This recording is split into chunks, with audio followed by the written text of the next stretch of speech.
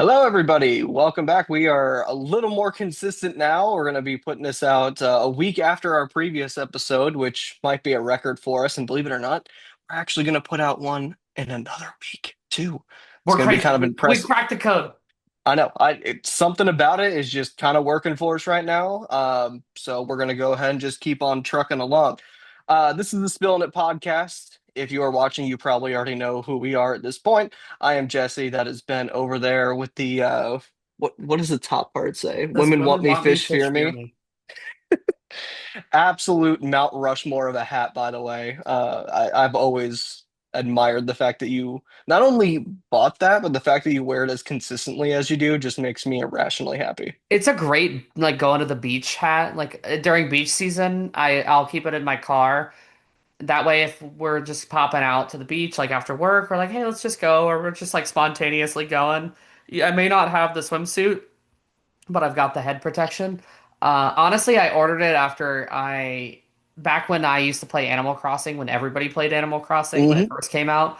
It was one of the community designs I saw, and I was like, that slaps. Like, I'm gonna put that on my villager. And then got like a targeted ad for it. It was sometimes I'm an easy mark for targeted ads. Like, if I'm Yes. already thinking about it, then it's like, damn, now you've put the power in my hands. Yep. And just might as well take the money out of my account already. Pretty much. All right. So we got a really fun episode for you guys today. We were both kind of talking about how excited we were about the different segments we had coming up. But we're going to go ahead and open with something that we haven't done yet, which I know I say every episode because, again, this is episode number 6. There's still a lot of novelty, and we're still But it's trying to fun. I figure like the this whole thing variety. It's out. been fun. Yeah, we're doing different things. So we're going throwback here to an old favorites back in the Around the Horn days, and we're gonna do some buying or selling. Just quick, rapid fire. I got 5 topics for us, and we're going to have a little verbal spar and kind of determine are we buying or selling these things. So we'll just get right into it. First one I have for us. Jim Harbaugh, as a championship caliber coach, are you buying or selling? So I'm really hoping that we disagree here because I think this one will be really fun. I'm buy it 100%. Okay. No question in my Okay. mind. I mean, I look at what the Chargers have on their roster right now to be 7-4. Justin Herbert is an awesome quarterback. I will die on that hill. I do hate the Chargers. I want to caveat this. They're the worst franchise that's ever existed in sports history. Um, but Jim Harbaugh is him. I mean, they have no offensive tackles right now. Now, this is a tough argument to be making after the game they just played against the Jaguars, but they're 7-4. Their defense for a second straight year with some guys, Khalil Mack, Derwin James, but honestly, a lot of like unheralded younger players really stepping up. The defense once again has been productive. Not it's fallen off a little bit, but they're still really good. The wide receiver core has improved, but is still kind of Lad McConkey and a bunch of guys. Their run game, they picked Kamani Vidal off the street and have, again this past week, not a great example, but have produced a quality rushing attack at times.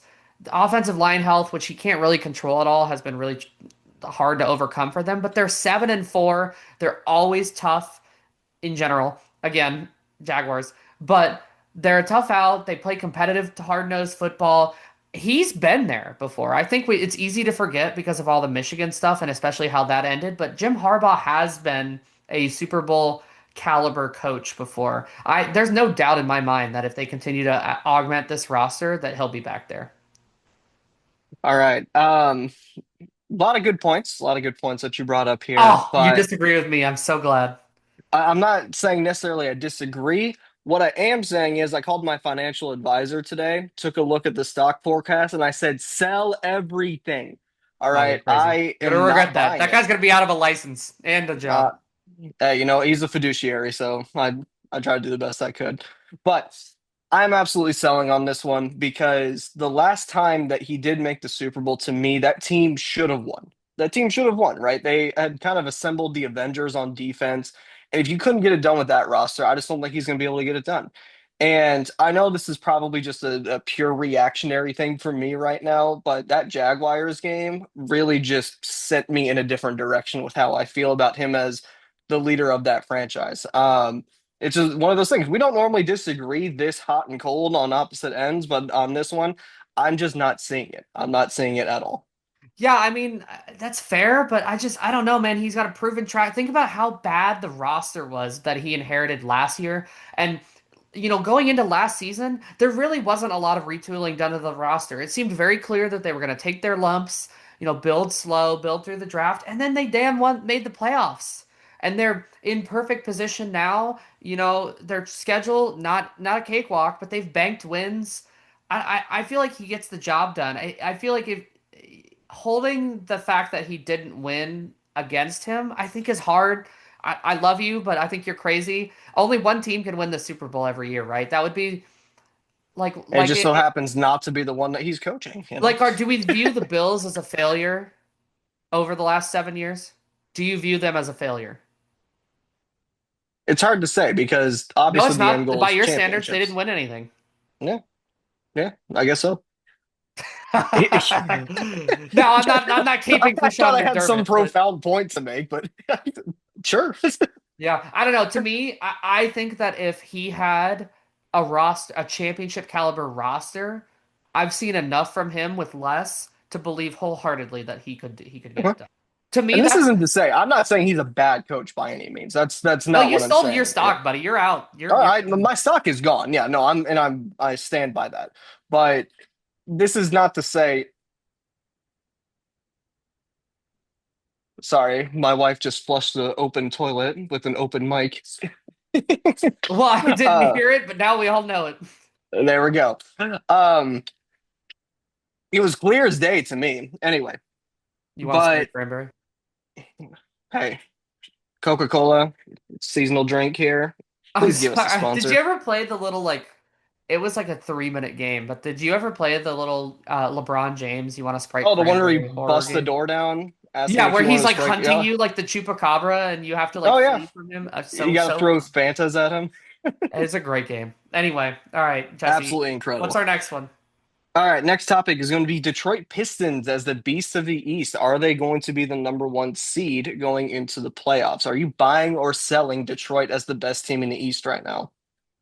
So I'm selling, but not as hard as I could. I'm selling them being the best team. I'm A certainly selling light them being the sell. beasts of the East, but I'm not selling all my stock, right? Like I'm gonna offload some of it, but I'm keeping some because I do believe that they're a very talented team. They've shown us a lot so far in the season. We talked about Cade Cunningham and Jalen Duren, previously on this show. They're having a great season. I just when and they do have more they're not like completely out of nowhere. They had the playoff experience from last year, which goes a long way to me, obviously.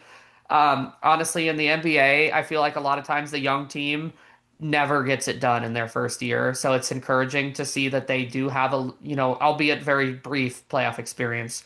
They do have some. I feel like it's hard to go against Cleveland right now, until or Cleveland or New York until the Pistons beat them. I need to see them win a playoff series before I'm going to stamp my foot down and say you're the beast of the East. I believe that you're the best team. You'll have the one seed. They may finish statistically or record-wise with the one seed.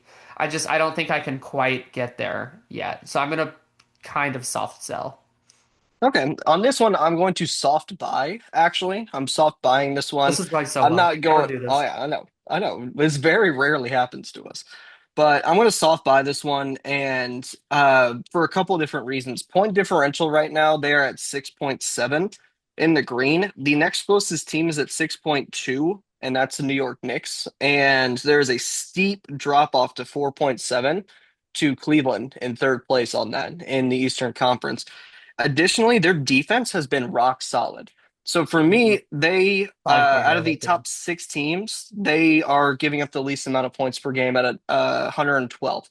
So for that, defense wins championships down the road. I'm not saying they're winning the title by any means this year, Yeah. but to be competitive in the playoffs, you got to be able to play some defense. And we saw that last year with the Pacers and their run.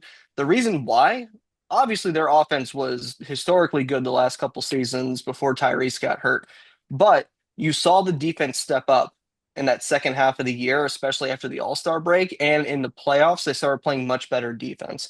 And I think once you get into that half-court game, I actually really believe it fits the Detroit Pistons game a lot better than some of these other teams are kind of in that run and gun.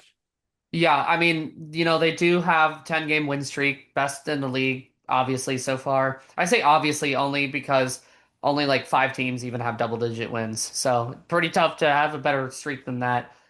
They're really good. I feel like they could get there. I'm not willing to buy it quite yet. But their defense, their team is built through their defense. It's They are. more the offense. Like I feel like I want to see half a season sample size before I'm really willing to get there. But if you bank enough Fair. wins, we've talked about how we feel about the East. You could get, I mean, hell, Toronto is tied for third in the East right now. Like, it's winnable. It's gettable for sure. This feels like the old LeBron in Cleveland the first time East. It is just not. The vibes are horrible in the Eastern hmm Conference this Just year. like, why does it exist? But that's fine. All right, next one. I'm putting you on the spot here, and I I did knew see I this. needed you to put this on record because I'm genuinely curious what you're feeling after this past weekend. Because this actually, my mind was changed based off of what I saw this weekend. The Broncos as an AFC conference champion contender. Are you buying or selling the Broncos here? Eh, It depends on how you're defining contender. Like, are you defining contender as they could win the conference? I guess I'll rephrase it. The favorites. Are they the favorites? I mean, I kind of think no, and here's why. I buy them as a legitimate threat in the playoffs. I don't buy them. I sell them as the favorite. I think that the offensive play has just been so shaky that it's hard to anoint them as the title contender. Bo Nix has made he played a pretty good game against the Chiefs. It did. To be honest, it was better than I expected. As kind of a doubter a little bit. I'm not a hater, but I am a little bit of a doubter in his ceiling, and I think he really impressed me with how he played against Kansas City. I think that I just need to see that kind of play. If that kind of play continues over the next couple games, then yeah, you could convince me. Part of this is also a little bit of game theory. They did lose to the Colts head to head, so the Colts have played one fewer game. If the Colts had played the same number of games and had the same record, they would be the one seed right now. Right. I think New England's cupcake schedule is going to make it possible for them to win 13 or even 14 games. Denver just has a tough schedule to me. Um, but their upcoming games for reference, Commanders and Raiders both on the road. Those are winnable. But then you have home against the Packers, home against the Jaguars, at Kansas City again on Christmas night, and then home against the Chargers. I mean, I think you should win most of those games, but you just don't really know with this team. I mean, before beating the Chiefs, their last three wins are by 6 points. They beat the Right. the the Texans by three with a backup quarterback in. They beat the Raiders by three in an ugly game. That was I feel like horrendous. they were getting blasted by the Giants before their historic comeback. If that doesn't happen, and if the Jets have any offense on the in that London game. I mean, this is a four-loss team, a 7-4 team that we're just talking about, kind of in the middle of the pack. I definitely think they're winning the West. There's no doubt in my mind. Yeah. I just can't fully buy them as the top team in the conference. However, if they do end up with the number one seed, you play a home playoff game in Denver, and then you're in Completely the different game. AFC Championship. Then we Yeah. start to talk. So I'm Especially the you could get some weather going on in January. It gets cold up there. yeah. Things can happen. It just depends really to me how Bo Nix is down the stretch. If he Yep. is more the quarterback that we saw today or this weekend instead of the quarterback that we've seen through in quarters 1 through 3 in most weeks, then yeah, I believe it. The pass rush is going to set a record for sacks in a season, or at least challenge the record. They played a great coverage game even without Sertan, and the weapons are kind of starting to sort themselves out a little bit. J.K. Dobbins being hurt does suck, and I do think that will crop up and make it more difficult on the offense. Harvey, he's been fine. He's been a little bit boomer bust, and you need more consistency from that to be Yeah, I'm a not top sure he's an every contender. down back just yet. McLaughlin, I love Jaleel McLaughlin. He's just not that guy. Um, Hmm. I buy them as one of the contenders. I don't buy them as the favorite. as the contender. Okay. Yeah. And I think I'm right with you there on a soft sell, and but the problem is there really hasn't been a team that's been head and shoulders above everybody else in the AFC right now. Yeah. We expected Kansas City. We expected Buffalo to fulfill those roles. And any given day, they still can look like those teams. But you have the Colts, you have the Patriots, and you have the Broncos right there. Three teams that I don't think really anyone you could very easily argue that they all three of them are overachieving, right? 100%. And with that, I think there's still a nervousness around all three of them that who's the dog, right? Are they all dogs? Are none of them? And Buffalo's going to steamroll as we go through. There's a lot of questions, but It's not I gonna be do think they're Buffalo. in the conversation, but I don't think they are in that top spot just yet. Yeah, I Just yet. think just to put a bow on it, I agree. I think all three have shown cracks. You said this 2 weeks ago on the pod. I think it was 2 weeks. It could have been last week. I pushed back on it when you said the Patriots might be the best team. I think you said in the league, and I definitely Yeah, still don't think. I think that the Rams are better than them. I think that I would take the Seahawks over them, and I would probably take the Colts over the Patriots. Be as of right now, tough, yeah, but I do think that the Patriots are going to end up the one seed. I just their I think schedule so. is very favorable for them. And, they've already got the one win against Buffalo. Buffalo, to me, mid. If you can't, Mid. their defense is too bad. I'm sorry. It's Josh so Allen is a bad. superhuman, but he can't do that No, every week, week in, week out. no, it's not possible. Yeah. All right. Number four, we're gonna hit some baseball here. And for this one, I'm very interested to see what you have to say about this one. Buying or selling Aaron Judge as the AL MVP this year. I'll go ahead and start. This is an emphatic buy for me. I saw Nvidia tanking last year, and I'm buying all the stock as I can. Aaron Judge was the AL MVP. All right. And when I look at the statistics, yes, Cal had a historic season, especially for a catcher, being able to call games day in, day out as a catcher should not be discounted at all whatsoever. But when I look at the counting stats that both of these guys had, just even looking at OPS and OPS plus, 1144 for Aaron Judge, 948 for Cal Raleigh, OPS plus 215 for Aaron Judge, which is Just outrageous a versus disgusting number. absolute video game number, by the way, and 169 for Cal Raleigh. This is not any sort of referendum on the season that he had. It just goes to show you that people are starting to feel a little stale on the same guys winning the MVP. And it's really hard when you have stretches of dominance from guys, and especially since Otani is in the National League now, you kind of have two clear-cut guys who are the best players in baseball. One more stat on that: WAR 9.7 versus 7.4 in favor of Aaron Judge. And a lot of that gets kind of tied into the team aspect, and it's a long season. And I know the Yankees underperformed this year versus what people expect the Yankees to do. And the Mariners had one of their best seasons in decades, right? There's a really, really good story there. And I think in any other context, Cal wins it with flying colors. But to me, Aaron Judge has been the best hitter in baseball over the last 5 years. And I don't really think there's much of an argument. Yeah, I also pretty emphatically buy this. Cal Raleigh had a special season. He hit 60 home runs. I think it's hard to not win the award when you hit 60 home runs. However, Aaron Judge, do you realize, and I know this isn't like the best stat. I think the WAR number that you used is by far like, a better indicator, although I'm not sure how good that is at evaluating catching's role It always defensively. Yeah, it But always goes under because trust me, Yadier Molina fan, lifelong, it never counted correctly. yeah, but did you realize Aaron Judge led the batting? Was the batting? Sorry, there's a fly attacking me. He doesn't like this point. He led the American League in batting average by 20 points. He batted Outrageous. 331, which is a very impressive number in and of Hmm. itself.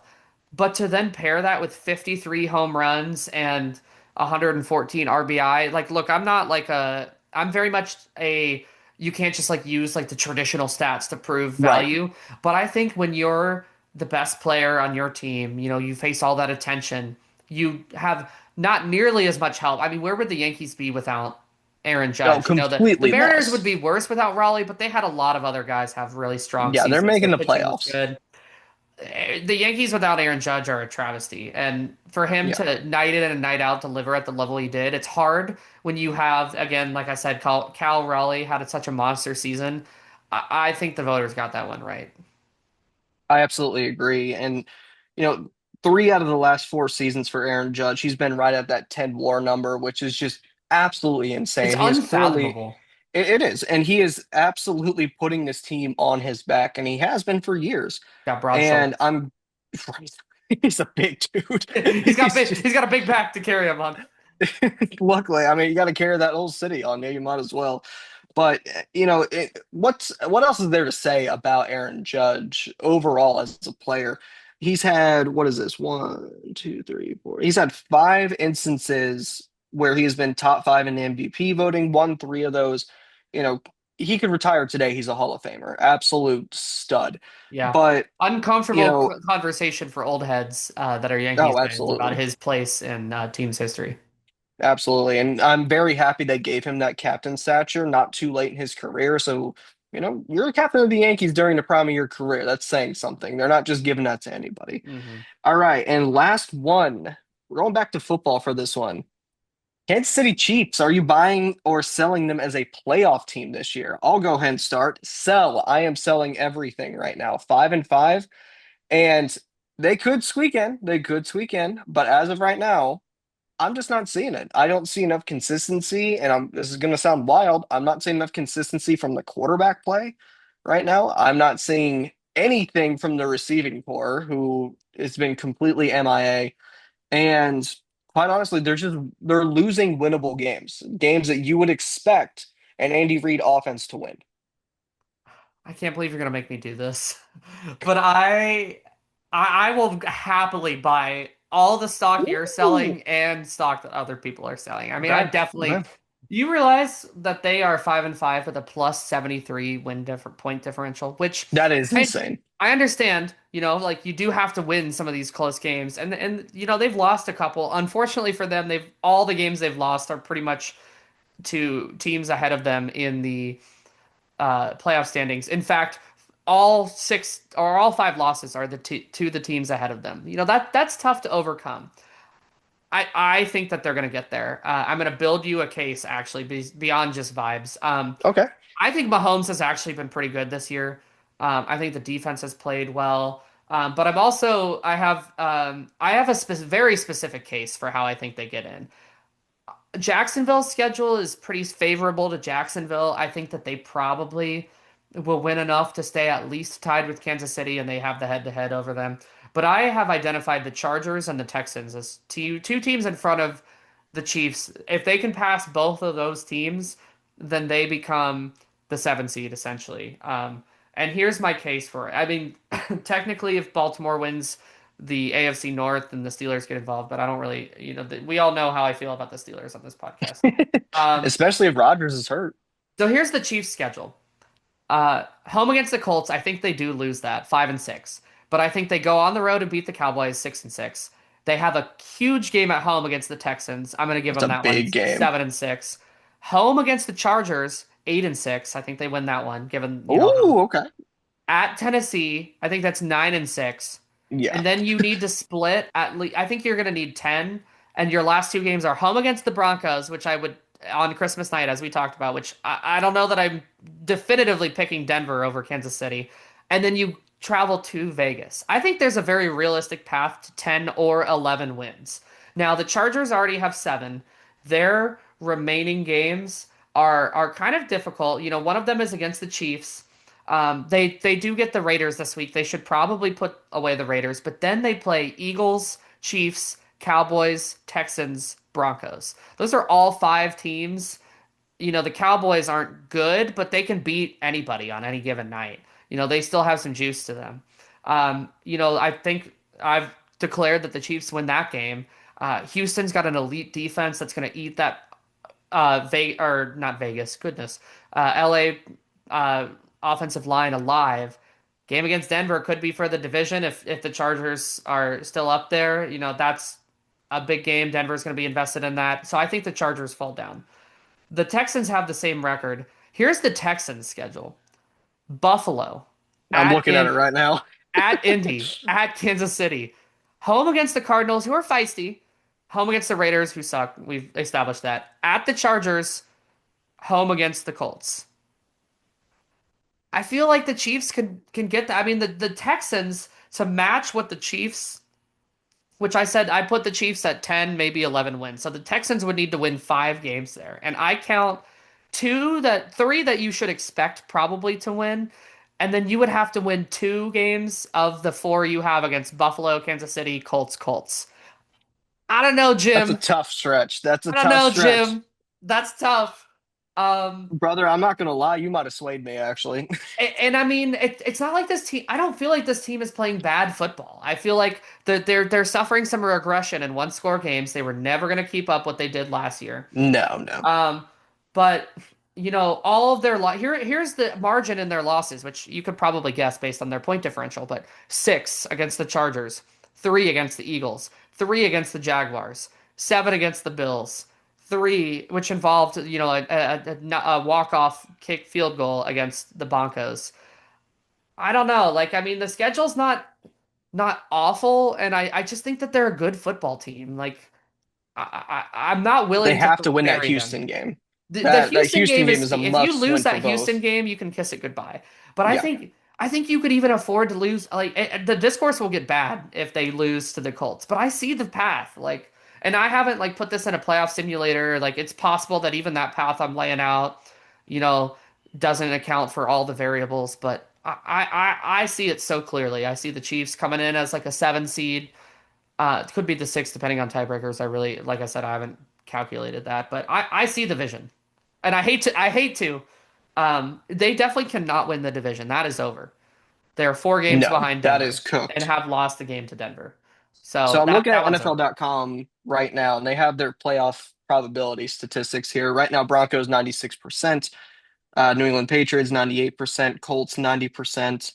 They currently have the Steelers, who are in the 4 seed just because of the division leader, at 39%. Yeah, nobody Steep believes drop in that. off there. Buffalo at 93%, Chargers at 60%, and Jaguars at 65%. So those are the teams that are currently on the inside looking at everything else. Texans at 29%. So that strength of schedule coming into play Yeah. that you were mentioning. They have the Chiefs as a true toss up, 51% right now. Could go either way, but they have the Ravens, interestingly enough, at a 77%. So, based off of the statistical probabilities, they're looking at the Ravens probably end up coming back and winning the AFC North, which awesome story. But looking at the rest of it, they're going to have the Chargers or the Jaguars start to fade here towards the end. And I am interested to see how the Jaguars respond because they've had a rough few weeks. So they started off pretty hot and they were kind of toe to toe with the Colts and then have kind of faded since then. That Texans loss is going to haunt them for a very long time, I think, because they just utterly collapsed. But there is a pathway. I do agree with you on that one. But Yeah. right now, It's not easy, they but no, it it's could not be easy by doable. any means. But I think it's all going to come down to that Houston game. Looks like it's going to be a Sunday night football game at this time. Yep. All right, so we have a few more minutes left on this one before we have to take a Zoom mandated break. But we'll go ahead and just kind of do a quick recap of week 11 of the NFL. And Bill's looking getting back on track. That's a good win against a tough team in Tampa. Tampa's a little bit all over the place. They can win some, they can lose some, but still a good football They're team. so banged up.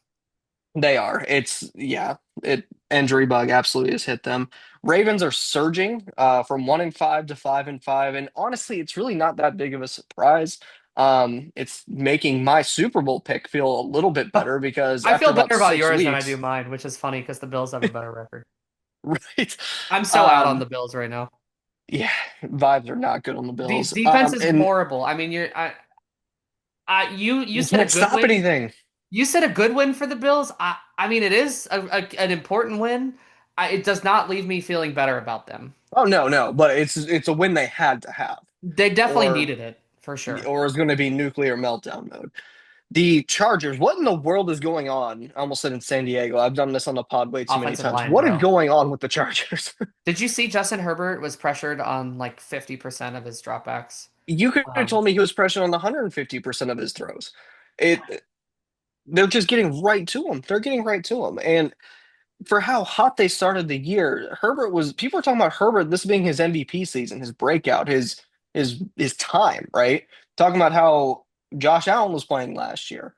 And it's not his fault. I'm not blaming Herbert on this at all. When you don't have more than a tenth of a second to throw the ball before you have Max Crosby in your face, there's really not much that you can do, right? But there's been some rough games for them, but that one, a 35-6 beatdown against another contender to get to a playoff spot is not what you need at this point in the season. yeah, I honestly, my kind of one of my like hottest takes is if the Chargers had a functioning offensive line, I think Herbert would be an MVP frontrunner, and I don't think I he think so. is. I think Like he's I do proven think that. he's playing his best ball right now. It's just like you said, like you have no time to throw. They've had all those the running backs have been decimated. Like we highlighted Kamani Vidal earlier, but the fact that Yeah. he is even The necessary fact that is he's tough playing because right now is an issue. you signed Najee Harris, NFL Iron Man, and then he blows his face off with fireworks and then has a season-ending injury. He's gone. Omarion Hampton, who looked promising, And also has been out for a long time. Quentin Johnston resurgence has helped, but you just you don't have a lot of proven talent at the wide receiver position. It's tough sledding for the Chargers for sure. I want they to got to show up highlight that offensive line. I want to highlight the Niners, who I think Kyle Shanahan should be the coach of the year front runner, I agree, given all the 100%. injuries that they've gone through, which is crazy because we've highlighted the three AFC teams that are out of nowhere. The Seahawks and Rams, which that game, even though it was kind of weird, I feel like did live up to the hype because we got It two did. elite defenses going at it, and the Seahawks almost winning despite four interceptions from their quarterback is crazy. Um, but I think the Niners they're kind of forgotten even by me. I'm like, I don't know how long it can keep up with the injuries, but the solution has just been you burn Christian McCaffrey to the ground with usage. Yep. Who cares what he's like next season? We need him this Yeah. season.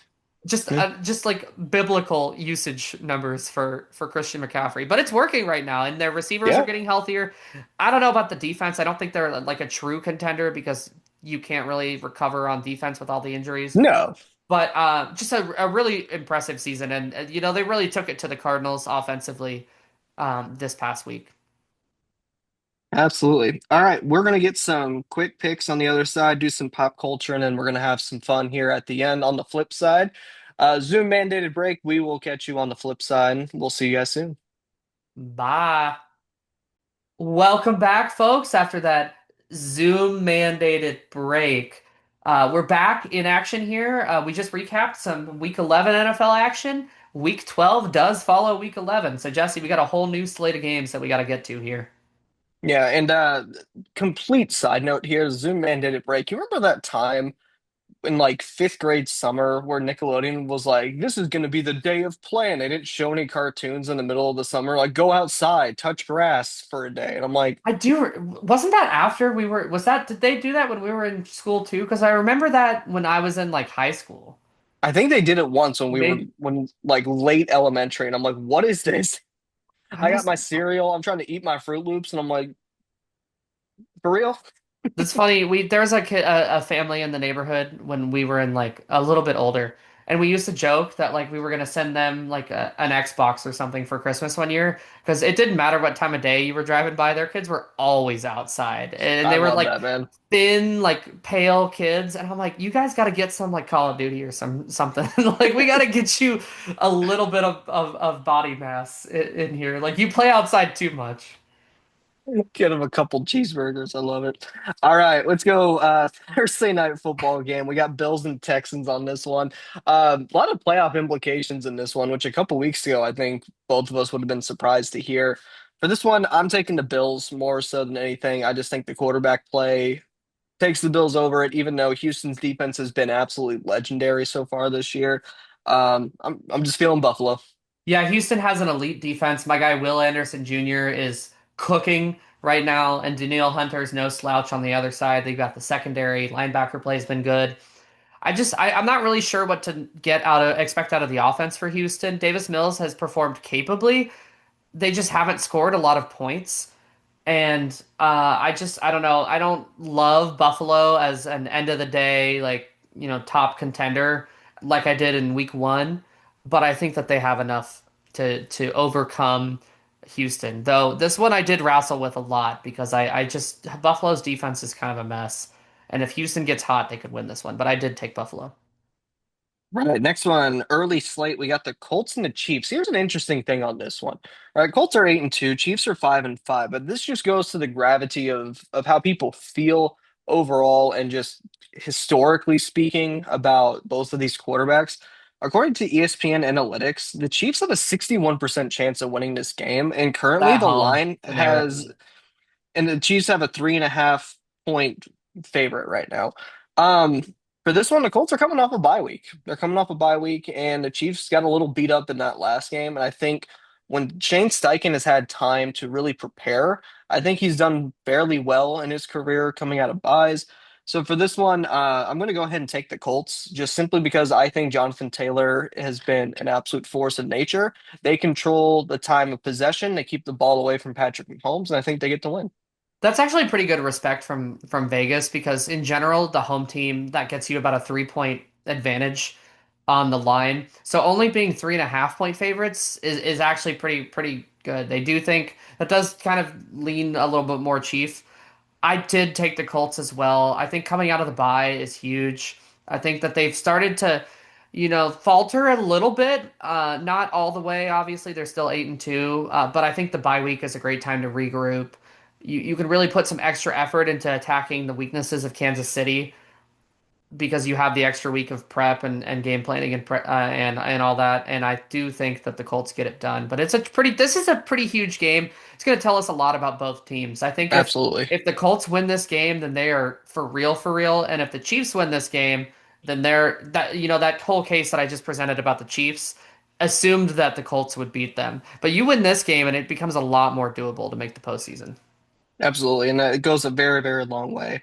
Um, for the Colts here, just want to give one um, quick little notes for Trevarius Ward. I don't know if you saw some of the things that he's been posting mourning the loss of his infant daughter last year, and just came up on her what would have been her birthday, and just posting some things that are very sad, and things that obviously he's still going to be going through cycles of grief for the rest of his life, but definitely feeling it right now. Just thinking about him, and I'm Mhm. happy he's with the Colts, a team that has always been very forward about their mental health of their players. So I'm happy he's in a good place when it comes to that. But just wanted to say I'm thinking about you, Travarius, and keep healing. We're all here for you, man. Yeah, and especially, he's been very open about his whole experience, and he didn't really necessarily even want to leave San Francisco, where Hmm. he was, but he felt like he had to because it was just the location of that loss, Yeah, and it's very rare, if ever, that we've ever had an athlete talk about something like that. He talks about it. I actually think Carl Anthony Towns is pretty open and vulnerable absolutely. about his mother. I have a lot of respect for him for continuing to push forward, and you know he chose to start new, and obviously it's been kind of an up and down season, not through his fault, with his own freak injury, but definitely thinking of his family and hoping that he is able to continue to honor her the best way that he can. Yeah, and shout out to the Colts. They just had their fifth consecutive year where during their bye week they don't post really on their social media to I help. love it. I think it's incredibly. I mean, you've known me most of my life, and I've struggled with suicidal ideation at different times throughout my life. And I just think it's such an important aspect of sport that we continue to talk about it. Also, shout out to the Raiders and for wearing the suicide hotline shirts this Hmm. past weekend. A lot of really incredible things happening with that conversation. I genuinely hope it continues to progress. Absolutely, 100%. We have a lot of way to go still in talking about mental health in society, but we're on the right track, I think. Absolutely. Back to the football here. We got Bears and Steelers. This is an interesting one. We don't really know what's going on with Rodgers just yet, so that wrist injury could prove to be the final nail in the coffin for a team that's kind of teetering anyway. For this one, all signs are pointing to the Bears for me. And with that being said, it's very interesting for me to be saying that at this point in the year because the Bears just keep finding ways to win games that are we think they're going to lose. They're 7-3 right now, currently first place in that division, which absolutely blows my mind. They're the But three I'm seed in the picking NFC. them right, and I'm picking them to be 8-3 right now. And it's the Paul Rudd meme. Look at us. Who would have thought? Yeah, I also took Chicago. My one question to you though on this, and I'm putting you on the spot, based on the way that Aaron Rodgers is playing right now, is his availability, does it really move the needle all that much for that offense? Not as much as I think a lot of people are thinking it's going to.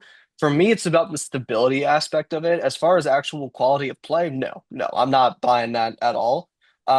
He had some absolute stinker throws this past week that when I was watching that game, I was like, oh, right. The magic is still there in some instances in that arm, but it's definitely not consistent enough for me to be like, well, but as far as continuity purposes go, that's where my concern is for the Steelers offense. Yeah, he just seems really uninterested in playing the position of quarterback. A podcast I respect a lot and listen to daily, the Athletic NFL show or Athletic Football show. Good God. Mhm. Um, they have talked a lot about just this. They had there's a bunch of advanced metrics you can listen to and look up about just the way that Pittsburgh attacks the field. You know, it's a lot of passes behind the line of scrimmage, a lot of quick Mhm. trigger, first read, RPO. It's not a lot of like traditional progressing through your reads, throwing across the middle of the Right. field and downfield. It's a lot of quick decisions or like what they you would call a performative deep ball. And I don't know. It's part of why I've had such trouble with Pittsburgh is because when they can run the ball well and they hit some of their throws, you get games like the one that they just had. Also, when you play the Bengals defense, you get games like the one you just had where your offense looks pretty decent and you're moving the ball well. Or week one against the Jets where they scored a ton of points. I took Chicago. I don't think that they're truly an 8-3 team, but they keep finding a way You to are who you win, are. and I You are trust them what a your little bit record more than the says. Steelers. So yeah, at a certain point, it doesn't matter I mean, it never matters what you seem like. All that matters is the number on the left and then the number on the right. And Mhm. right now it's looking pretty rosy for the Bears. And I think what we're seeing is with that Steelers offense, they're playing like the Colts did when Gardner Minshew started that year for them. Hmm. And without the running attack of Jonathan Taylor that year that he was going absolutely crazy, Yeah. right? So it's hard to see the ball moving. And I think a good run game ends up patching a lot of those issues over when you can dominate the time of possession and it makes those little, tiny dink passes easier to swallow. But in this instance, they're not really getting that. That's not a slouch on Kenneth Gainwell or Jalen Warren or any of the guys that they have. It's just kind of how their offense is operating right now. Yeah, defense has improved a little bit too. To make one Yes, final that's point, helped. they were bad earlier, but they're playing better ball now. Absolutely. Next one, we got Patriots and Bengals. And I know the story right now with the Bengals, when's Burrow coming back? And I'm arguing at this point, 3-7. Does he come back in full capacity? Does he need to come back at this point? Why risk significant injury for a 3-7 team with no defensive prowess to talk about it all whatsoever? One way to put it. I don't need to spend a ton of time on this one. I think the Patriots get this one, going back to the cupcake schedule you were talking about earlier. This is a game they win, and if they lose, then it starts to show kind of some potential true colors. Yeah, I think it's irresponsible of the networks to not have a content warning on this game because children should not be exposed to the Cincinnati Bengals defense.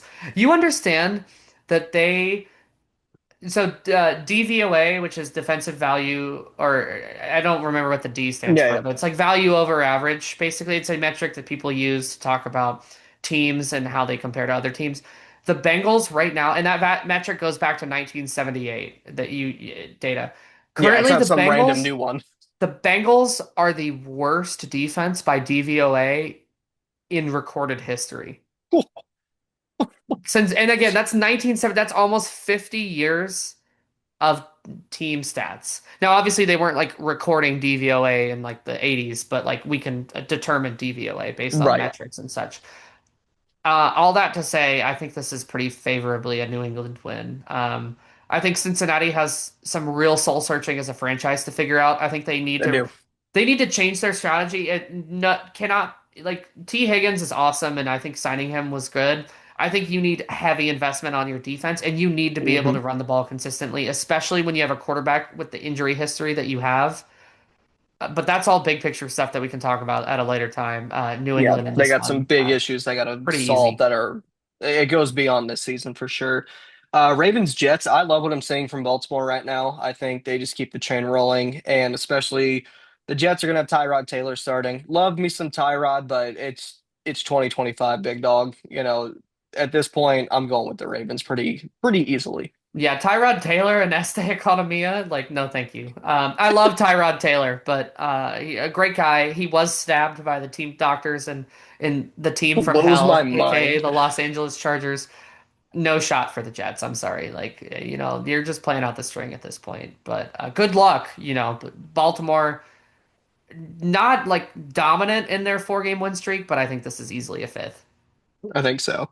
Next one, I think I this one do, also sorry, should Jesse, real come. quick, want to Oh, shout out my brother, my diabetic brother, Mark Andrews, on his fake hey, tush push 40-yard touchdown the day after World Diabetes Day. I thought that was cool. incredible. Did you also want to give a shout out to your actual brother on his birthday? It is my brother's birthday. I meant to, I was gonna work that in somewhere.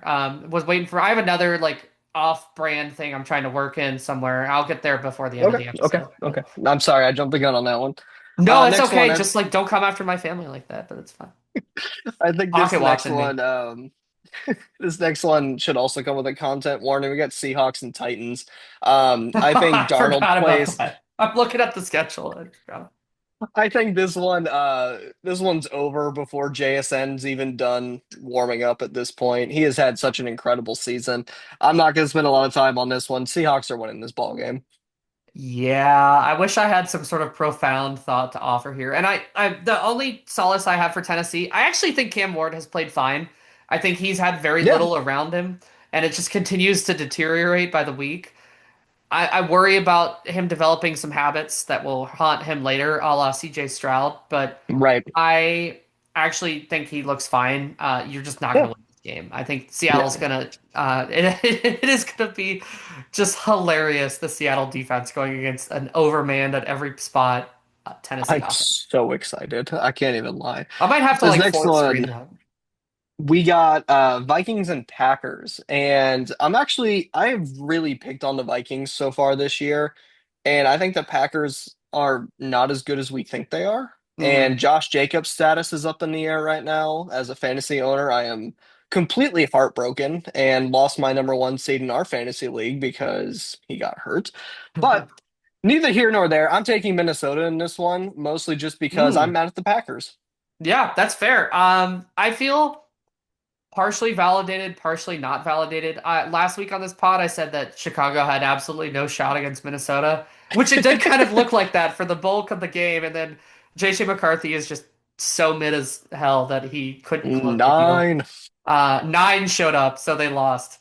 Yeah, Green Bay is shaky as all get out to me. Josh Jacobs' status matters a lot. The Matters a receivers ton. are so frustrating, bro, because they will make just god tier catches in the corner of the end zone and just inexplicably drop the wide open crosser. I think their defense has actually been really, really good. They had the Giants were moving the ball a little bit this past week, but I think they played well enough to win. Obviously, they did get the W. I'm sticking with the Packers, but I don't feel good about it. Okay. They're just the Lions and cheesiest right now. Giants. Uh, Lions and Giants for this next one.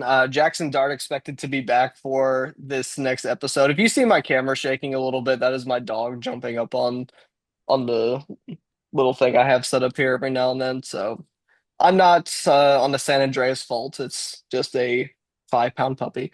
Anyway, Jackson Dart's supposed to be back on this one, but I don't think that's going to be enough for them to overcome this Lions defense. I think the Lions have this one to get back on track. Yeah, if the season ended today, Detroit misses the playoffs. Blows my mind. I don't think that will stand at the end of the season. I think they'll squeak in, but I think they'll be pretty motivated after a flat showing against the Eagles. I think they're going to find the sledding a little less tough against the New York Giants. I would agree. We got Jacksonville versus Arizona for this next one. And Jacksonville needs a win, something fierce. I mean, they need a W here in this one. You cannot afford to drop to Arizona. Arizona has been fun to watch in spurts, but just like an eclipse, you don't want to look at it too long because it will damage your sight. This is And preposterous framing. This for is this next one, preposterous. I'm taking Jacksonville.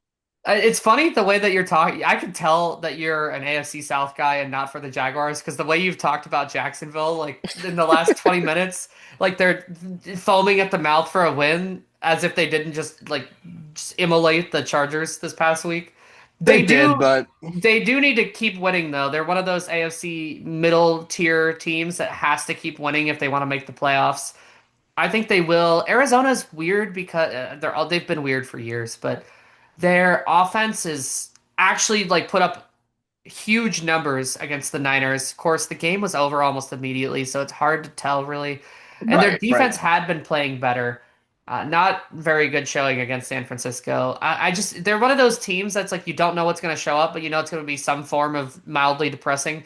And I think I gotta roll with the Jaguars. Like they looked really good this past week. I just have no confidence in the Cardinals and whatever they've got going on. That's another team. The Cardinals and the Falcons are in the same boat for me, where it's like you should just clean house, like start over. Like what you're doing here is not working. It's time to move on. So for this next matchup, interestingly enough, I was reading about some new legislation that was going across, and apparently, this is a new form of punishments that they're allowing in I correctional hate you facilities. so much. You're They're talking they're about allowing this. Raiders Browns, aren't you? Yes, I am, of course. And it just passed the Senate with flying colors. It's going to the House now because it originated in the Senate. You know how our Congress works. But with that punishment, we got Browns and Raiders. Someone has to watch this game. It's not going to be me. I'm like And morbidly for this one, curious. I'm taking the Browns just simply for the defense alone.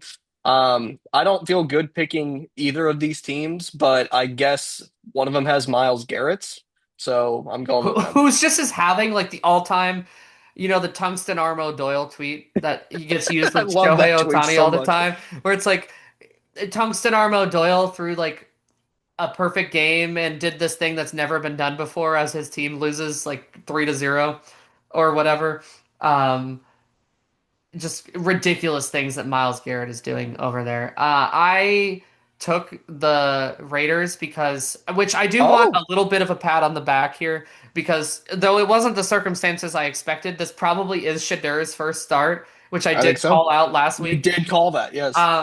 He was horrendous in his action. I very much was not a believer in Shadur as a prospect, and not because I hate him or think he's annoying or whatever. I just like wasn't a believer in his game. And Yeah, I think 4 of 16 in your debut, pretty rough. I don't think it's gonna be that bad this week. I have a hard time picking a team that's starting its like fifth straight. Like when training camp started, Shadur was like fifth on the depth chart. he was. Whether you believe in his long-term future or not, I think he's going to need more time to develop, and that was always the plan for them this year. Being pressed into action against a Vegas team that has been pretty bad, but still is like playing. They're not quitting on the season, and they're desperate for what seems like probably one of their few. We talked about Vegas a lot in that segment where we were Yes, talking about teams that could make a playoff push because they play a lot of playoff hopefuls. So this is one of correct. their few remaining games that they probably have circled on the calendar where you could credibly expect to have a shot to win. So I went with Vegas. I'm morbidly curious about this game slop fest. Might have to tune in briefly. We'll probably tune off mm, pretty quickly, but I gotta at least see it All now. right. For this next one, oop, Ben, you're frozen. You're frozen for me, but I still hear you. So keep talking, King. Oh, I no longer hear you. Oh, Oh, there you go. there you are. Are we back? Yeah, it says my internet connection is unstable, but. We Hey, we we ball, baby. so is that last matchup. Anyway, moving forward, we got Falcons and Saints. This game sucks. I'm gonna be honest. There's two games in a row. I'm tired of trying to figure out who the Falcons are. They just suck. I'm Bad. sorry. They're bad, They're Jesse. just a bad football team. I can tell you exactly who they are. They are They're a just, team who will fire their general manager and maybe their coach at the end of the season.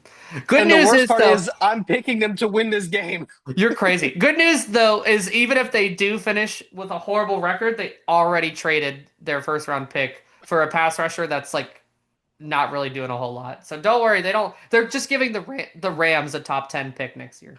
Oh my gosh, that's the last thing the Rams need. I'm taking the Falcons in this one. I have not picked the Saints a single time since we've done this podcast, and I'm not starting now.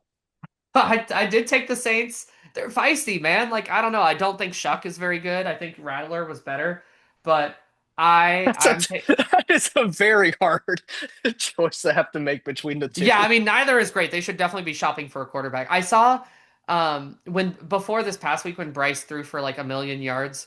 I saw some chatter about like maybe because the Panthers likely will need a new quarterback, but they're not really in Hmm. position to do that this year. So I saw some chatter about like maybe they should try to flip like a mid-round pick for Spencer Rattler and just see if he beats out Bryce or whatever. Um, I took the See Saints. what happens. The Falcons are all-time miserable. No Penix doesn't necessarily seem like too prohibitive because he's been so inconsistent, but I've also seen what the Falcons look like this year with Kirk Cousins, and it's even worse. So I'm going with the Saints because the Falcons have lost their right to my choice. I'm sorry, you got Um, to earn that back. this You next don't one, stink that bad, and I just like, oh yeah, I'll take the Falcons. you're in timeout. Yeah, in the Superdome, in the New Fair. Orleans Superdome, I should specify. They're both That's the fair. Superdome. That is true. That's true. Next one we got Eagles and Cowboys. Eagles just keep on rolling despite a lot of the narratives around them right now. I just think the talent is too good, but I did like what I saw from the Cowboys offense. I thought they were really humming on Monday Night Football. They looked really, really solid, getting CeeDee Lamb back, and hopefully George Pickens with his head on straight gets things moving for them. I don't think they're a playoff team this year. I think they're feisty enough to make this a decent game, closer than most people think, but I'm taking Philly. Yeah, Philly kind of sucks also Yeah. in some ways, but I went with the Eagles. I don't really trust Dallas a whole ton. I think that this will be an extremely competitive game, and I would rather watch this in prime time than Niners Panthers. I would Not agree. that either team needs more primetime slots, but the Eagles and the Cowboys always play these weird games against each other, and I'd I be more do. invested in that as an island game. But I'm gonna go with the Eagles. I have no confidence in it whatsoever because I don't know what's going on there, but they keep winning, so we're gonna stick with that. The Sunday night cap is going to be Rams and Bucks. Should be a good game, but Hmm. Rams showed me something this last week. I really, on the pod last week, underrated their defense. They looked rock solid, causing Put some turnovers respect and on Chris mayhem. Shula's name. Absolutely will. That unit looked rock solid. So I'm taking the Rams on this one. I'm not panicking for the Bucks by any means at this point. They got a tough schedule the last few weeks, but that division is not good. And any stretch of the definition, I still think they win that division pretty easily. But I'm taking the Rams in Sunday Night Football.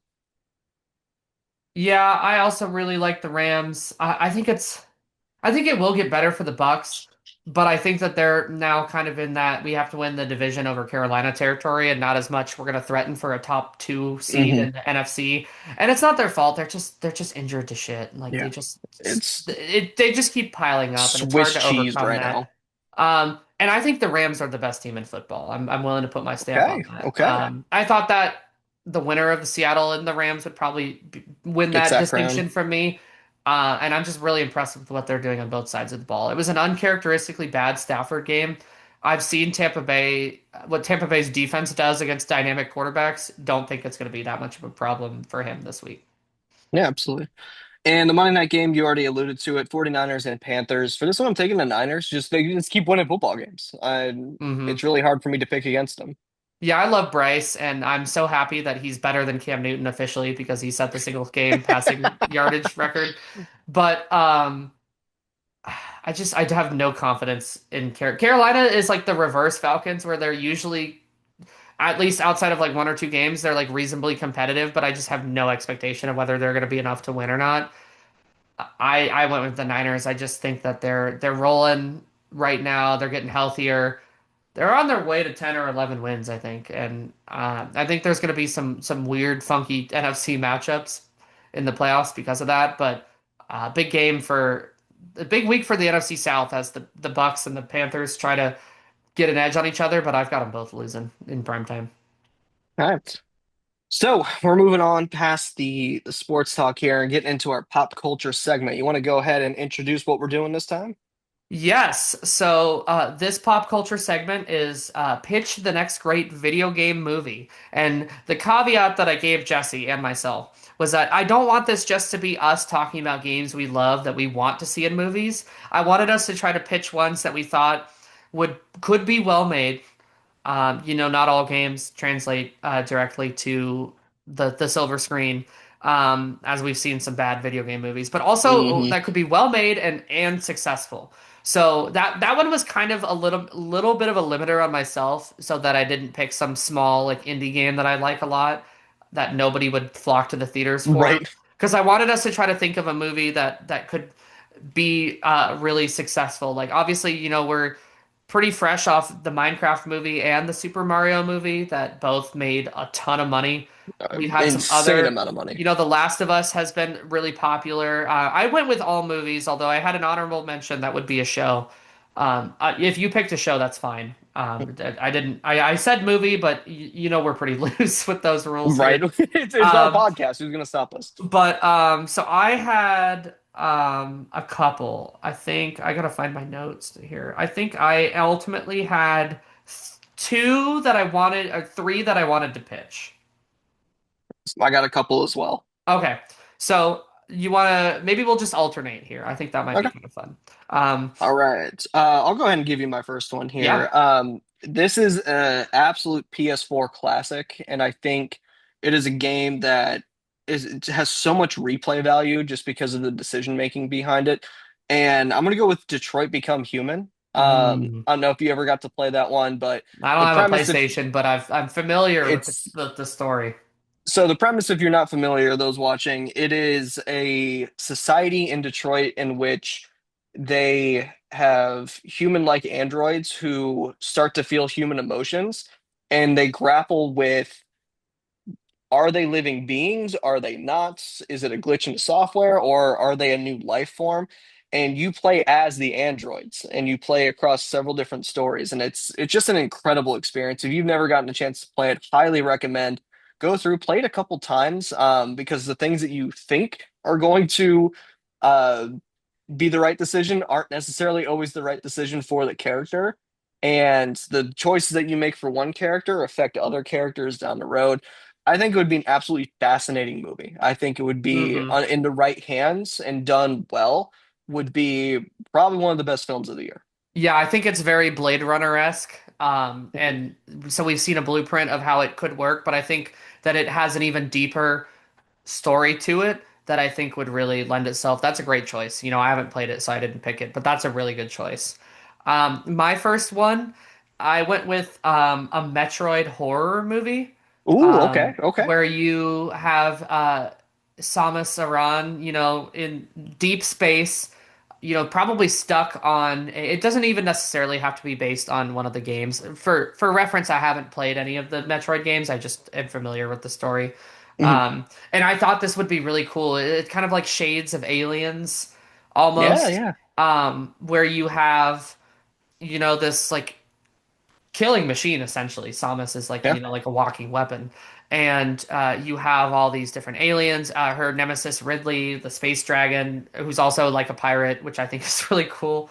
Yeah. Um, I just think having kind of like her being hunted throughout, kind of space and on this quest and just all these, nefarious forces hunting her. I think it would be, you could make a pretty compelling movie. I don't know that it would make $1 billion, but I think that you could make a good movie that people would want to see. I'd be there. I'd be sad. I would be sad. I love those I games. also just think her character is so cool because, Samus wears her suit like primarily. in combat. And there's no expression. It's not like it's kind of like an Iron Man almost, where like you're not Right. seeing like expressions and all that. And she's constantly like people think that she's a man. Like a lot of like Yeah. the the video game world thought she was a man playing her games until she eventually unsuited, which was a crazy thing because this was before like the internet was really huge. So like Right. people just found this out playing this You game just like found out as you're holy playing, that's shit, how it that's a should be. woman. Um, and I just think that's a really cool dynamic to kind of explore. Like, she's a really cold-hardened bounty hunter, but she has enough of that humanity, and that makes her a really compelling protagonist. Yeah. Absolutely. My next one, I went more towards kid movie animation kind of style. And I don't say that as animation is just a kid genre. I'm a big believer in Yeah, animated that's just movies, your just your as your a pitch. yeah. Yeah. But in this pitch, this one's going to be geared more towards kind of that early tween age. I'd love to see a Crash Bandicoot movie. I think the I characters was are I was compelling wondering enough. if you would do this. Yeah, and I love Crash. The games are a ton of fun, but I think the characters are compelling enough, and the voice acting in those games has always been pretty top tier, especially for the time that those games came out in the late 90s, early 2000s. I think it'd be fun. I just think it would be a fun time at the movies going to see what Cortex is up to.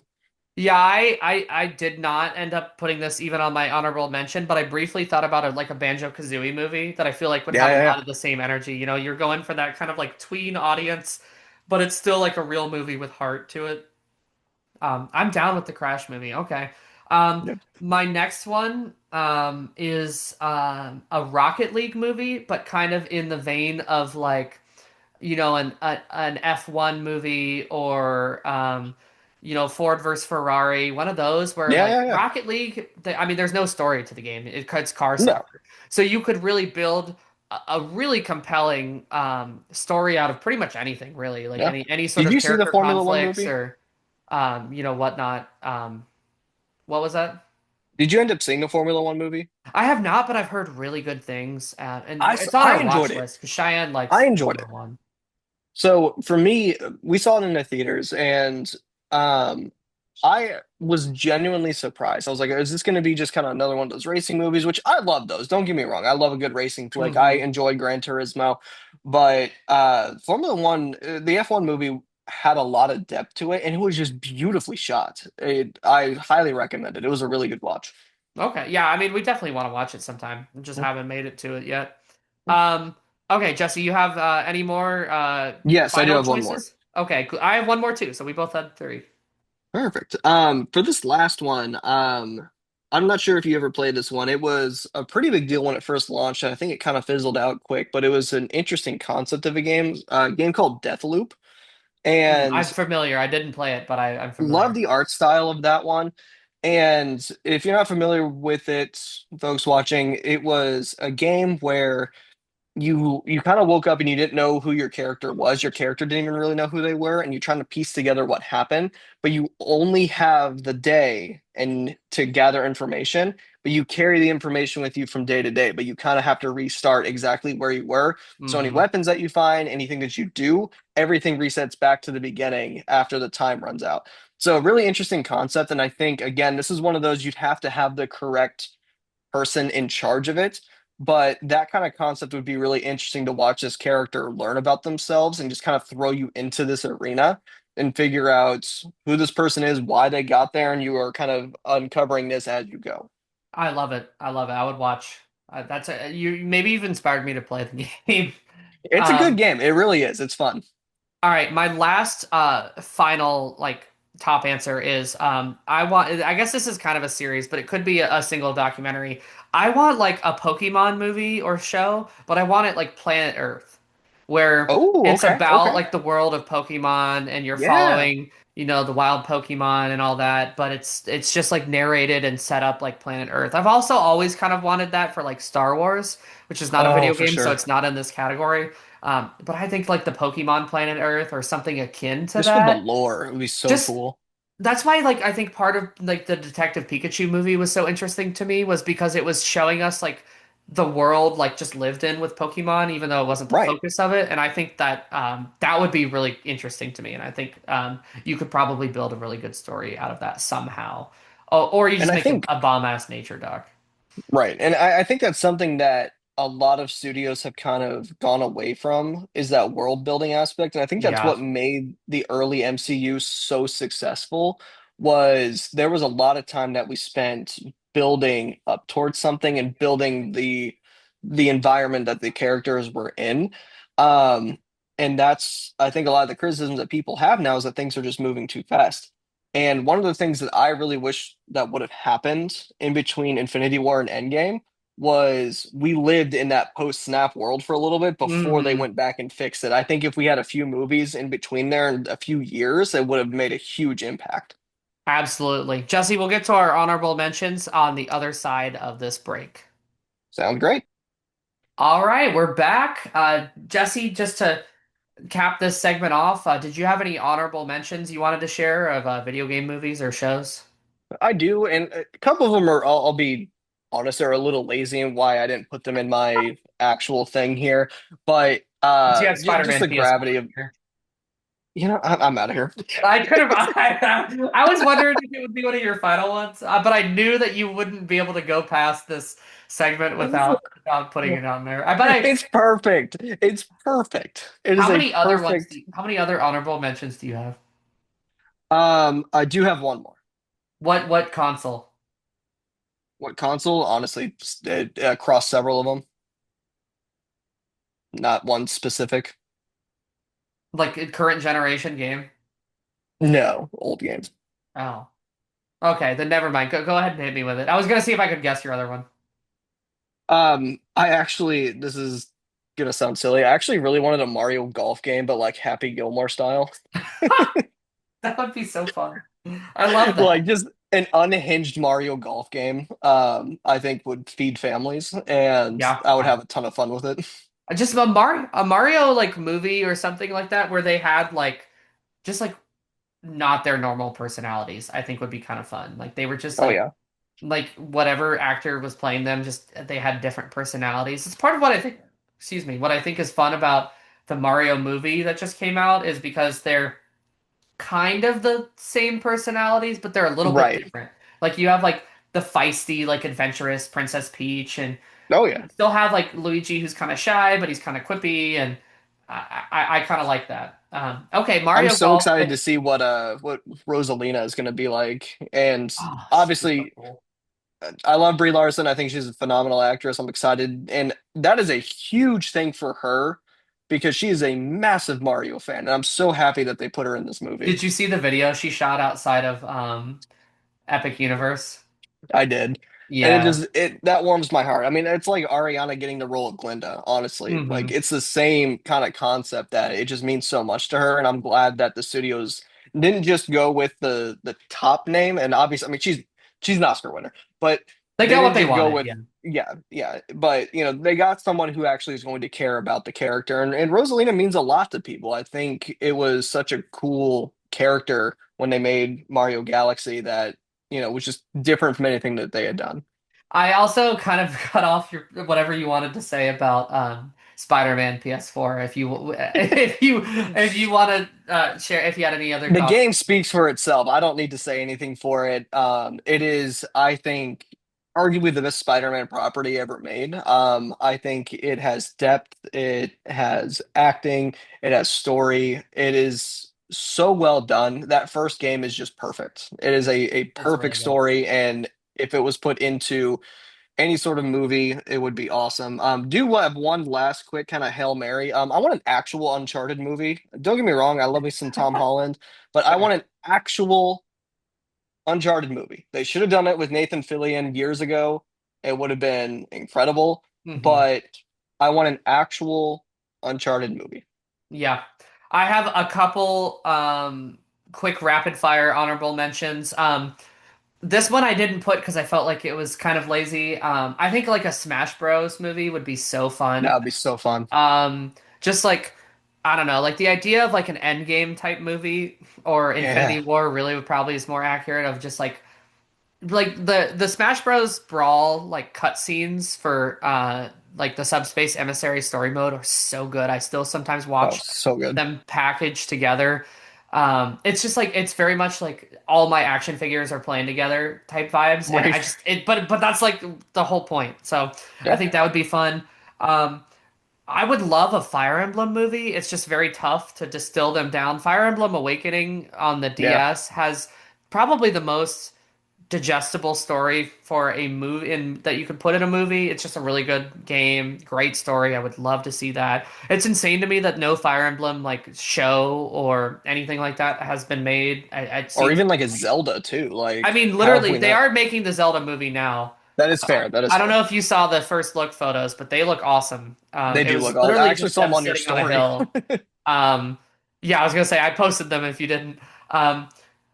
A Fire Emblem would be great. I think you could make a pretty interesting Overwatch movie. I don't know Yeah. if you played a Yeah. lot of Overwatch, but I played I it. Yeah. think that the storytelling potential is ripe there. Um, I said Elder Scrolls maybe as a TV show. You'd have Definitely to would make work it. better as a TV show. I think you'd have to work hard on making an interesting plot. I don't think you could do open world RPGs like that are just difficult because there's Right. just so many facets that you'd have to choose from that I feel like a better story would be that universe, but not like the player character. But you Right. could set some interesting stuff in there. Um, It'd be trying to like make a Red Dead Redemption movie or show. It's doable, but again, like I think, like you said, without the playable character, just in that space. yes.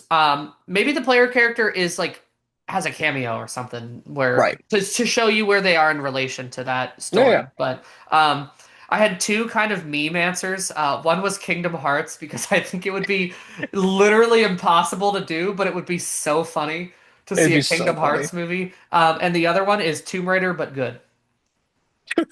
The Tomb I had Raider the same answer with Uncharted. I can't even. the OG Tomb Raider movies or whatever with Angelina Jolie. The more Yeah. recent reboot attempt was like fine, but they basically just shot for shot remade the game, which I Right. thought was kind of lazy. I just think Lara Croft is such an interesting character, and there's so much you She could is. do with her. They are apparently making like a TV show that I always forget about, but like Sophie Turner isn't attached to. Yeah. No idea when that comes out, or if it's gonna be any good. But Tomb Raider, but good. And one final one that I was like, it's the same thing as Spider-Man PS4. It's like too lazy to, no offense, but like it's the same reason you didn't answer it is because Yeah. it's like it's literally already kind of exists. But like Arkham Asylum as a movie would be pretty Oh sick. my gosh.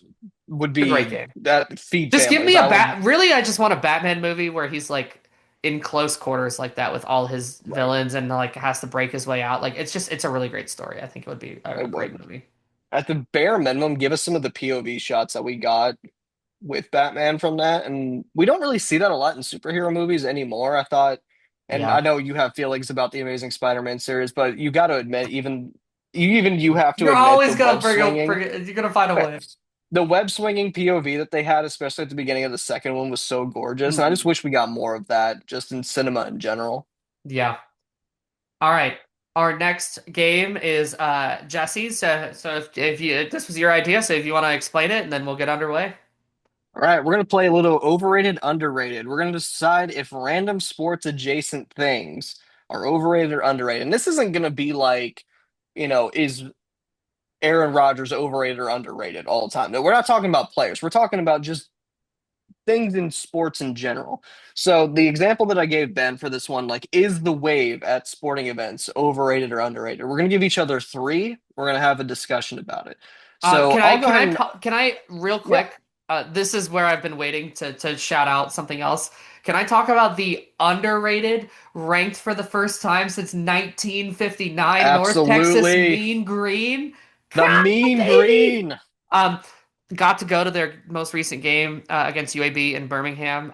The only time in my life I know for a fact, like not like I know, like I think, but I know for a fact that I impacted the game because there were about 35 people at this game, and I sat right front row, right behind the end zone. And I don't think like I changed the outcome of anything, but things that I said, I know were heard and processed by players on the field, which is crazy. And pregame, I shouted at the ref that he was setting a nice pylon, and he laughed and gave me a thumbs up. Uh, Incredible. anyway, I just I wanted do. to. You've when been you talking have about those IU's moments, overrated ass all season, so I oh just had yeah, to shout out the then Mean Green. First time in 66 hey, we love years. the Mean Green. This is a very pro Mean Green podcast. Shout out to Cheyenne. Um, that reminds me, I went to a post-COVID spring training game in Hmm. Jupiter, Florida. I was going to go see the Cardinals, and it was a night Yadi Molina hit a home run, which, if you know anything about him, was a rarity. He didn't do that often. Yeah. Um, but there was tens of people in the crowd, and we had the best time at this game.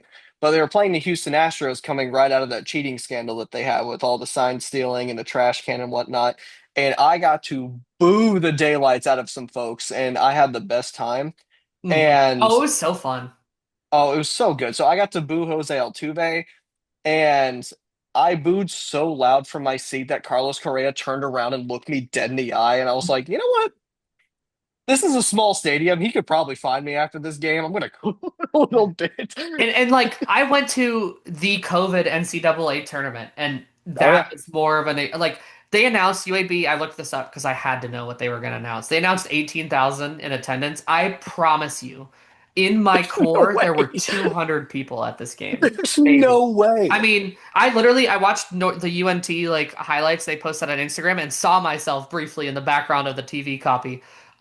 I know it was so cool though because I literally could hear the coaches and the players talking about audibles like during plays, and you could hear the quarterback identify the Mike linebacker, and it was really cool. And also the Mean Green put up that 50 spot that I predicted in the parking lot pregame. So We love it. anyway, sorry, just wanted to So cap anyway, it.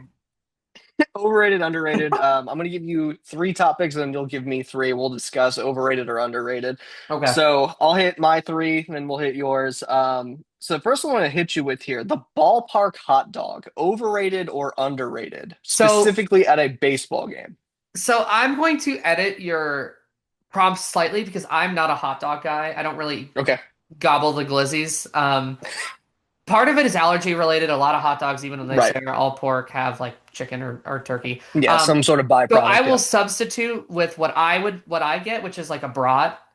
Yeah. Um, Yeah. Super underrated. There is I nothing better than agree. gobbling that glizzy at the ballpark, especially with I know you don't drink, but with like a tall beer that I just paid way too much for, and then like a ginormous sausage in my other hand, like that is good clean living. That's that shit they were talking about in the Bible.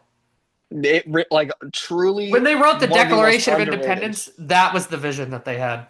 It really was, and honestly, I'm absolutely here for it. I'll go ahead and I'll tell the story about your brother Sam and during your bachelor weekend. Happy birthday, Sam. Happy birthday, Sam! You get two shout outs on your birthday pod. How about it?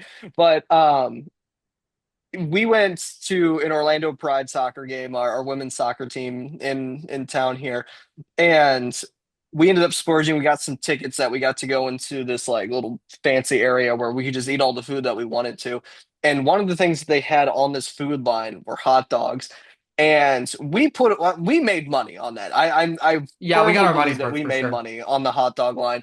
But before we had even sung the national anthem at this game, Ben's brother Sam had like three. And he's going in for like a fourth, and he dropped it on the ground. I put my hand on his back. I was like, son, God's trying to tell you, you gotta slow down. And these were not small hot dogs. They were Decent pretty size. hefty hot dogs. That was on my bachelor trip. It was a fun ass time. We just like tore up this club food offerings, watched a pretty interesting game. It's a fun time. But yeah, my brother was Yeah. leading those gobblers. All right. So we both are in agreement underrated on the ballpark dog. This next one, getting an autograph from an athlete, overrated or underrated? I think it's overrated. I Hmm. think it's underrated if you're a child.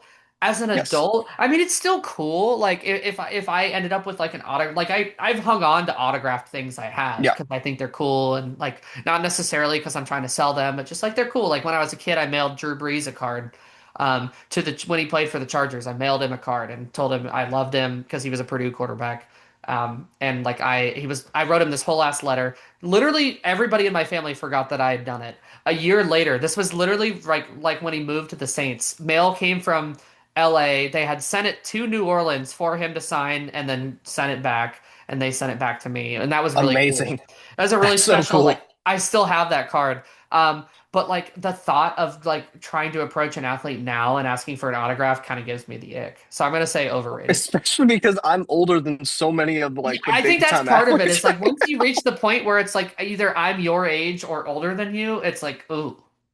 Like, oh, hello, son. Can you sign this for me? Excuse me, young man. Might you sign my ball cap? Maybe Please, when I'm sir. like 60 and I'm just like a cute old man with a big old gut, I'll get back into it. But no, Oh, I you really agree. I think, sling that pigskin, whippersnapper. hello, my grandson would like this, and by grandson I mean myself and my shelf. Like, what am I supposed to be Uh, like? Hey, man, you carried me in Madden. Like, can I get your right. autograph? We're just in that weird in between stage, right? Yeah. Like, is what it is. My last one I got collecting sports cards. I'm interested to hear what you have to say about this because I think we might have differing opinions. I think it's under. I love collecting sports car. Oh, okay, I okay. haven't like actively gotten a lot of late, but when I was a kid, man, I still have the binders of the cards. Obviously, if there's one Oh thing yeah. you should probably learn about me in the next couple episodes, it's that I hang on to some things of physical nature. Stay tuned for the Thanksgiving episode. Um, and I used to like put together teams and I would like write down all their stats or Oh whatever. yeah. And like even now today, I still think it's cool to collect those cards. I don't know. It's like, you know, when we were in Houston, we stopped at like this like we walked up and down all the shops and they had a shop that was selling like super cheap, like random sports cards. And I found like a Caitlin Clark college card. I Nice. found some softball cards of players that I had rooted for. And that went to Alabama. I'm not as I don't do it as actively as I used to, but I definitely think it's cool. I still do. I vouch for it. I agree. I think I'm going to call it underrated. And it's just something, it's a hobby that I love to do. And that little chase is super fun, especially if you're looking for something specific. It was something that I fell in love with as a kid, and there were some really cool card trading shops in Indianapolis that you could go around. Collector's Den was huge. If you ever went to the Castleton Mall or the Circle Center Mall downtown, just really, really fun stuff. But I kind of found a new love for it because my wife found a love for it. She randomly a couple summers ago was just like, "Hey, I've been watching TikTok, and there's people who do breaks, and you buy into certain teams." So she got really into it, and we got binders upon binders of stuff now that are just super fun. And Mhm. it's just sometimes nice to collect something, Yeah. and obviously I have an issue with collecting things. Yeah, I'm So you luckily tell not me, exposing myself because of my camera angle, but I'm staring at a shelf of like 80 Funkos. So, oh, yeah, I had to actually house a few of my Funkos into the closet because Puppy was starting dope. to sniff them. Yeah. It's like, yep, that bottom shelf. And now he thinks the bottom shelf is for him. He just can climb on it whenever he wants. I'm like, all right. Our kitten's a climber, so Mhm. same. All right, what do you got for me? All right. My first one, Monday Night Football doubleheaders. Overrated or underrated? Overrated. I'm over it. I'm tired of 10 p.m. Yeah, I hate that kickoffs. shit. This is I'm over this it. is kind of like last week we did the rant room. This is my rant room. It's like it's so What do I obnoxious. hate? I just Like like no, completely unnecessary. It dilutes because it makes it so that I don't watch either one because the one game starts too early, the one game starts too late. Like there's something about an 8:15, 8:30 p.m. kickoff that's perfect because then I can get settled in, and for the most part I'm kind of done for the night, right? Mhm. 7 p.m. start time, I'm still kind of, working about stuff, maybe cleaning something up, maybe going to the gym. Joke. But just just doing other things, right? But you just get that awkward timing, and I'm just kind of like, why? Why? Just put this game on Sunday, right? The worst are when they start early. And it's like Hmm. I'm still at work, bro. Like people are at Especially for you, yeah, because Yeah, you're at because I'm Central in Time. Central Time, so games start an hour earlier, which is great most of the time. I almost the more compelling here would have been I had originally Thursday night football as a concept here. We don't have to discuss it in length, but I'm curious, over or underrated Thursday night I'm football? actually, this might be surprising, and my opinion on this has changed from the time that I was like a kid versus now. I actually think it's underrated. It gives me something to look forward to on Thursdays that I'm kind of like, okay, there's something for me to watch tonight. We're getting close to the end of the week. And once I got into the routine of watching Thursday night football, I started actually enjoying it because I'm like, oh, tomorrow's Friday. Are you kidding me? This is awesome. Right? We got NFL, kind of gives you a little palate tasting going into the week. And I think the games have gotten better over time. The Hmm. last couple weeks have not been great examples of that, but I think the games have gotten better and more competitive over the years. My old man take is that I think it's overrated because I'm kind Hmm. of like that's a whole other day night that I have to either like devote myself to watching ball or not care and then feel like I missed out on a primetime game. Yeah, In my older age now, it's like I like because all weekend, right? If I really want to stay invested, I'm an invested NFL fan. I'm an invested college football fan. Like I have to either dedicate the whole weekend to watching football or just like pick and choose. So for right. me, it's like a Thursday night. Like that's a whole night that I want to do. I rarely watch the Thursday night game now, um, Interesting. just because honestly, I just have like not to be like, but like I just have a fulfilling social calendar, and we're often doing something on Thursday night. I have better things to do. Um, um, I do recommend broadcast wise. I do highly recommend the Prime Vision that they have. yeah, I it's think it's good. really It's a good cool. product. It's good stuff. I wish they would put that into like Sunday Night Football. Obviously, I know that's not their network, but Mhm. as a concept, also Sunday Night Football, bring back the Sunday Night Football kicks thing where it tells me how like where the kick would have been good from. When they kicked the ball, they had it a few years ago where like Yeah, I that was one of the coolest innovations that you had that was yours, and now it's just gone. yeah, Like they're like if we're just gonna get rid of this for no reason. yeah, if you're not familiar with it, it's like if it was a 45-yard field goal and a guy made it by a ton, we'll always be like, oh, that looked like it would have been good from 60. They actually had the technology and it would tell you where it would be good Where from. it actually would Like have it been good was for him. awesome. I loved it. All right. I kind of that was kind of two. I kind of replaced Yeah, the Thursday night football because I wanted to rant about Monday night doubleheaders. yeah. So I'm going to just pick one of my other two, and then those will be my three. Um, Okay. the kiss cam, overrated or underrated? Oh, overrated. It's weird. Ah, I knew I'd get you. That's underrated as hell, brother. If you love I the kiss cam, love the kiss cam. Maybe you it's live for because the I'm. drama. No, I mean, I know we're both happily married, but like. Yeah. I just think it's fun. Like I think it's fun as kind of like a not as a legit like if you're looking for kisses, but like I want the awkward stuff. I love seeing people like awkwardly on like the jumbotron for like those games or whatever. I've also like I know it's such low hanging fruit, and I'm like very much like not an advanced individual for enjoying this, but I love when the kiss cam closes with a shot of the opposing bench. It's Um, so good. I just That think is it's so good. funny, especially if the cameraman can like perfect like a slow zoom in and out. Like Uh-huh. it's good stuff. My favorite one, the Pacers have mastered this one over the years, is the Oblivious Cam. That is Oblivious Cam an is good. excellent Yeah. one. And they just have the timer running up there. Excellent cinema. I don't like the ones that I don't like are the ones where they like put an emoji on your face. I'm like, who is this for? Like, Yeah. what is the point of Or this? like the weird like Like filters or warping of the something. face. Yeah, like the Ice Flyers, the local hockey team, they are obsessed with probably because they have a smaller budget. Are obsessed with like the oh, like you're on the camera and now your face is like the poop emoji or like this laughing emoji, and I'm like, who enjoys this? Like, who is like, Like, oh yeah, man, this is my favorite part of the did game. they not see the Emoji Movie do so poorly? Nobody did. Nobody saw the emoji movie. That No was the one saw the point. movie. That's the point. All right, that was fun. We Yeah, agreed I had a on good some, time. we disagreed on others. I think that's a good. I knew I'd get you on the kiss cam. I know you. You got me. I'm a sucker. What can I say? All right. Well, that's it for this episode. We're going to have a little special edition episode for Thanksgiving coming out next week. Hmm. We'll probably be recording it in the exact same clothing that we're wearing right now because we're going to literally record it right after this. So, if you notice a similarity between this week and next week's episodes, that was done intentionally because we are going to go spend time with our families. So, thank you for tuning in as always. This has been the Spillin It Podcast. I am Jesse, and that is Ben. We are signing off, and we will see you again soon. Real quick, like and subscribe. We never say that. We never Follow, do, like, and but subscribe. Whatever. Everywhere. YouTube, whatever Apple you got. Podcasts, Spotify. Enjoy. Peace.